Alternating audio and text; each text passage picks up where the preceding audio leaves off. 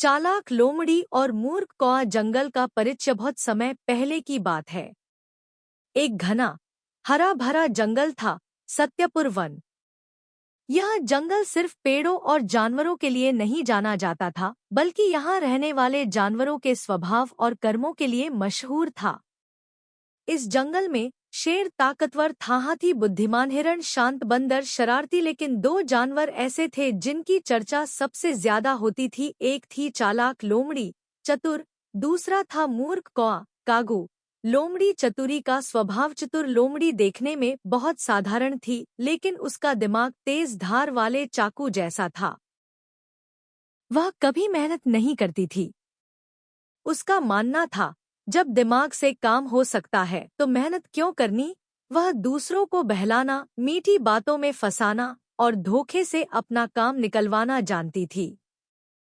पूरा जंगल जानता था, चतुर से बचकर रहो।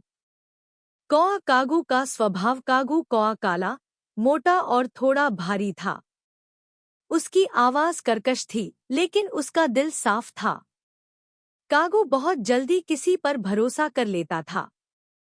जो भी उससे मीठी बात करता वह उसे अपना दोस्त मान लेता। जंगल के जानवर अक्सर कहते, कागू भोला है, लेकिन बहुत मूर्ख है। वह दिन जिसने सब बदल दिया। एक सुबह कागू उड़ता हुआ जंगल के बाहर गया। वहां उसे एक गांव दिखाई दिया। गांव के पास एक दुकान से पनीर, चीज का बड़ा टुकड़ा गिरा पड़ा था। कागू की आंखें चमक उठीं। वाह, आज तो दावत हो जाएगी। वह झट से पनीर उठाकर जंगल के सबसे ऊंचे पेड़ पर जा बैठा।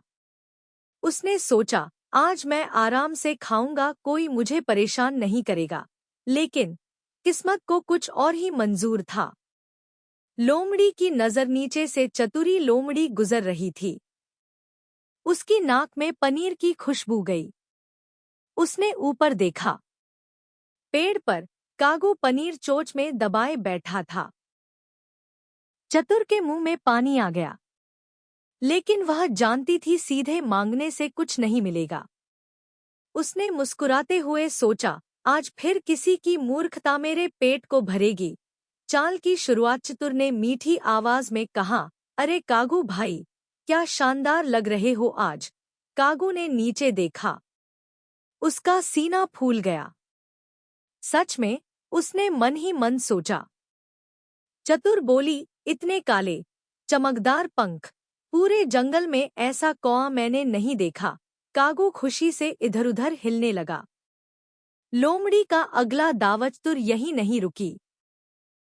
उसने कहा, कागू भाई, अगर आपकी आवाज भी इतनी ही सुरीली हुई तो आप जंगल के सबसे महान पक्षी होंगे। अब कागू खुद को रोक नहीं पाया। उसने सोचा, सब मुझे मूर्ख कहते हैं, लेकिन आज कोई मेरी तारीफ कर रहा है। गलती का पल। कागू ने जैसे ही अपनी आवाज दिखाने के लिए काव काव करना चाहा, पनीर नीचे गिर पड़ा और चतुरी ने झपट्टा मारकर पूरा पनीर खा लिया।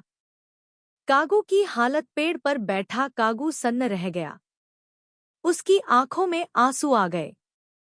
मैं फिर बेवकूफ बन गया, उसने खुद से कहा। नीचे चतुर हंस रही थी। धन्यवाद दोस्त, तुम जैसे भोले लोग ही हम जैसे चालाकों को जिंदा रखते हैं। पहली सीख। कागू ने उस दिन पहली बार सोचा, सिर्फ अच्छा दिल होना काफी नहीं, समझदार होना भी जरूरी है। लेकिन यह तो सिर्फ शुरुआत थी।